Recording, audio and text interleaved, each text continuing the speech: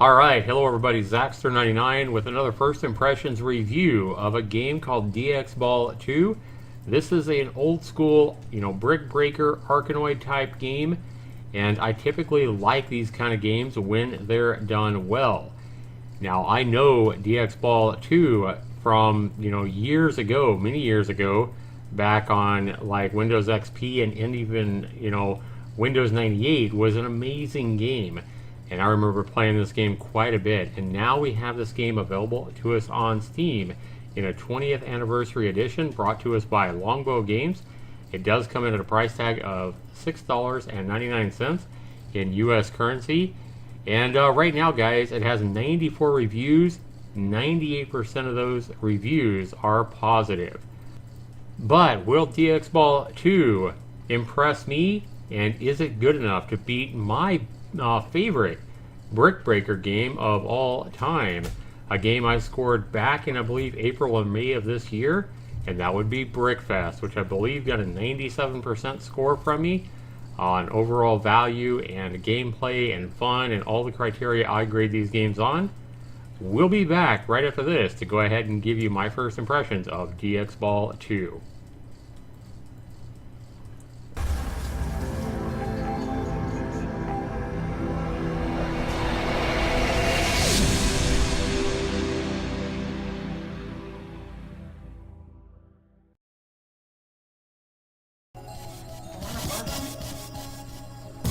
Alright, welcome back everybody.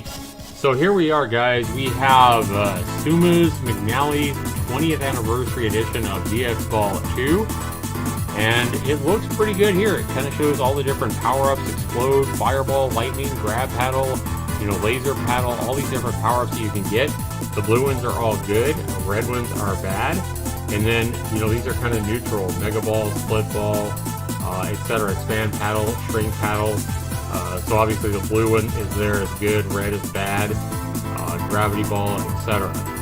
So we have intro credits, we have charms. Open the charm screen, collect charms by hitting them with the ball to earn extra points and achievements. Here we can come in here and we can go to our options, full screen, background, textured, F1, half bright, black. So if we go here and go black, I believe that's what I'm going to like better than having, textured backgrounds.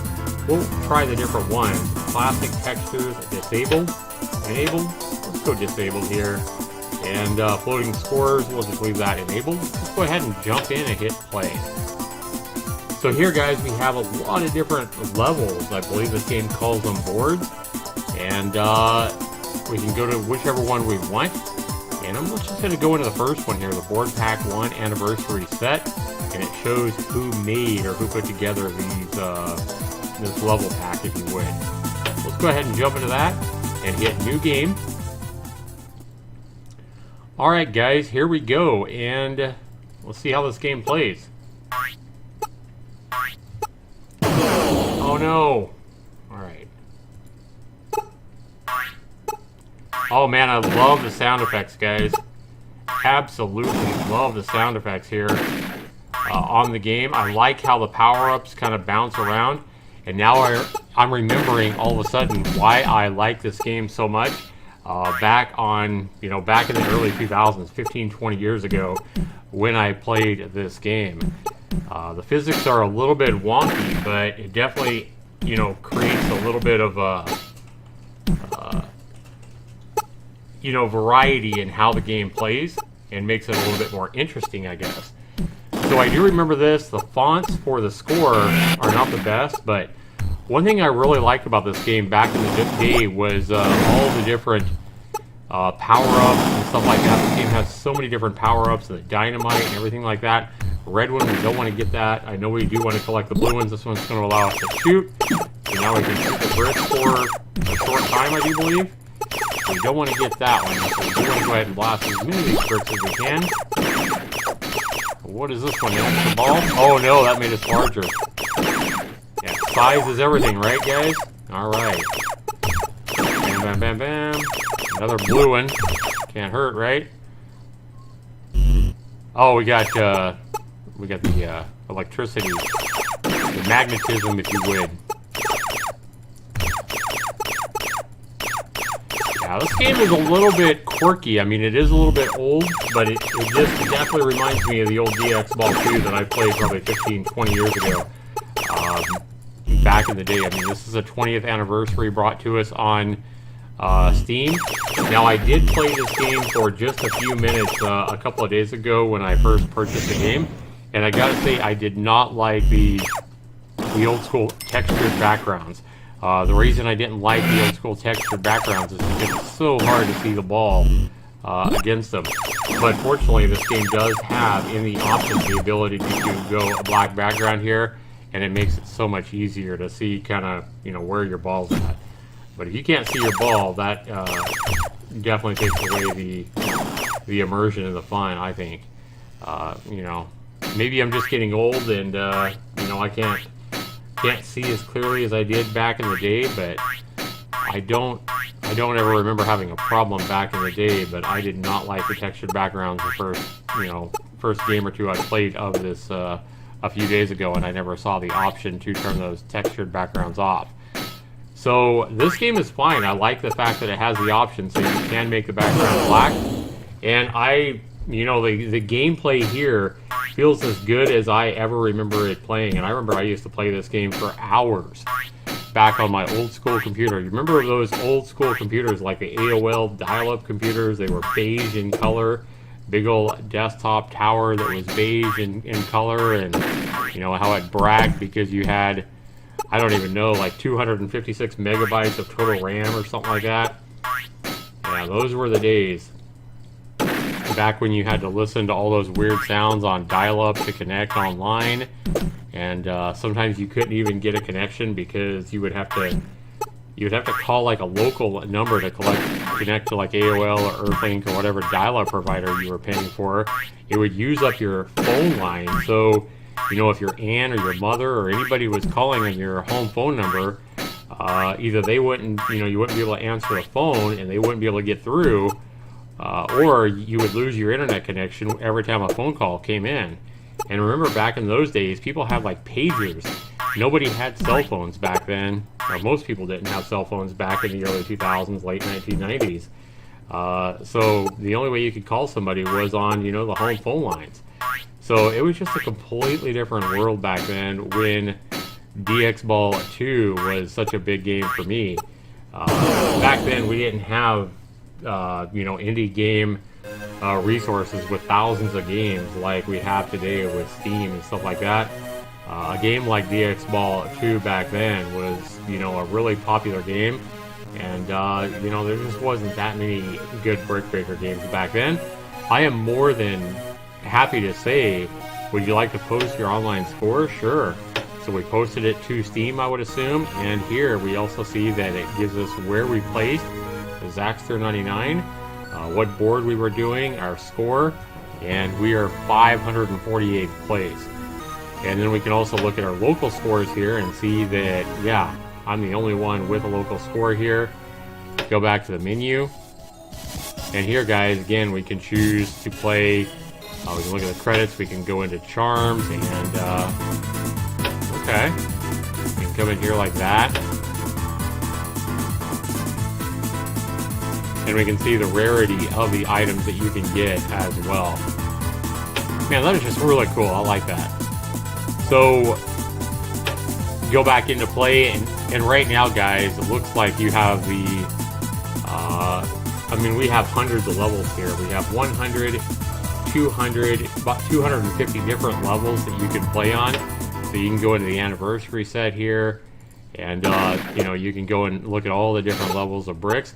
But whatever level you decide on, guys, just like this, it's going to be the same great gameplay. Moving with the mouse feels great. You could even, you know, left click when you're not firing like I had the power up last time. You can left click and you can give it a little extra oomph when you hit the ball, and give it a little more power, it looks like. Really cool. One good thing about this game is it does a really good job of, you know, being able to, or letting you being able to control the angle of the ball.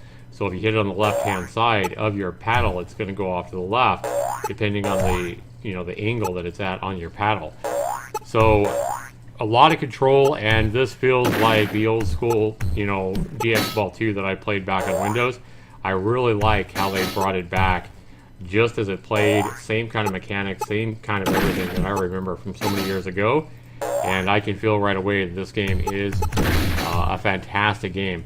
Guys, at $6.99, let's go ahead and grade this game with 50 levels. I mean, this is a first impression score. I haven't played that many of the levels. I haven't got the opportunity to see how much I actually love the game.